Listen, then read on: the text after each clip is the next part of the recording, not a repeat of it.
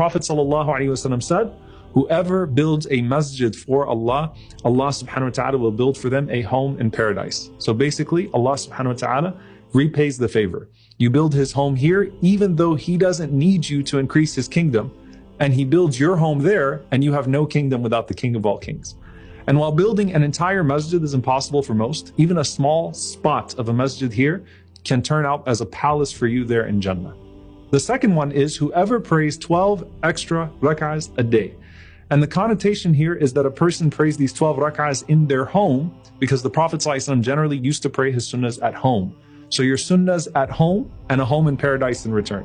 The Prophet ﷺ said, though, in the broadest sense, whoever prays 12 rak'ahs for the sake of Allah, apart from the fard, apart from the obligatory prayers, Allah subhanahu wa ta'ala will build a home in paradise for that person.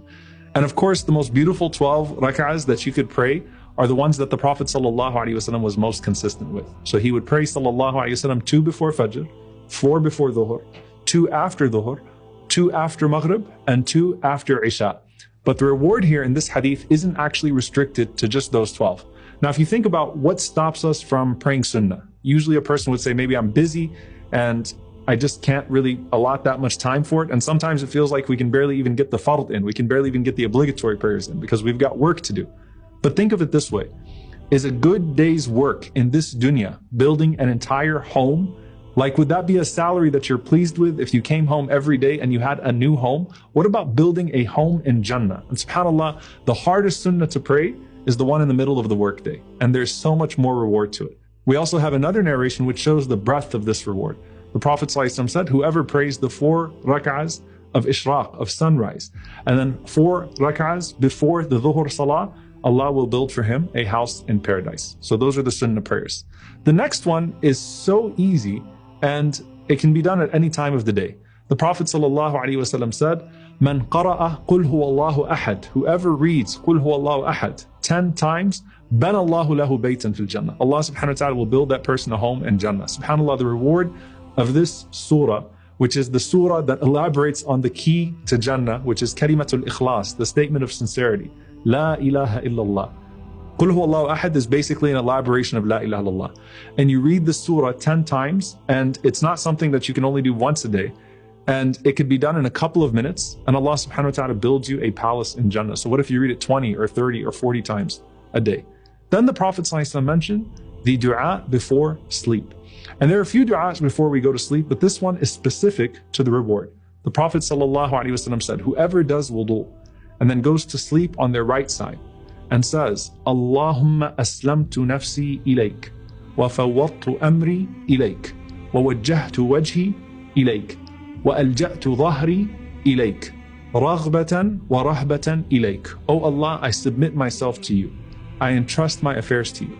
I turn my face to you, and I lay myself down depending upon you, hoping in you, and fearing in you. لا ملجأ ولا منجا منك إلا إليك آمنت بكتابك الذي أنزلت وبنبيك الذي أرسلت. There is no refuge and no escape from you except to you. I believe in your book, the Quran that you revealed, and I believe in the Prophet ﷺ that you have sent. The Prophet ﷺ said, whoever says this before sleeping, in one narration he said ﷺ that this person dies on the fitrah, they die on their natural disposition. In another narration, the Prophet ﷺ said, a home will be built for that person in paradise. The gem here is that you are saying there is no refuge or shelter from you, O Allah, except to you. So Allah subhanahu wa ta'ala gives you shelter in the form of what? A palace in paradise. What a great shelter to have, subhanAllah, from the storm of this dunya.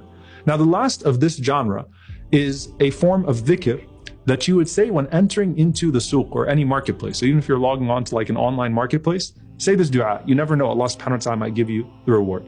The Prophet ﷺ said that whoever enters into the suq and says, La ilaha illallah, wahdahu la sharika lah, lahul mulku wa lahul hamd, yuhyi wa yumit, wa huwa hayyun la yamut, biyadihi al-khayr, wa huwa ala kulli shay'in qadir.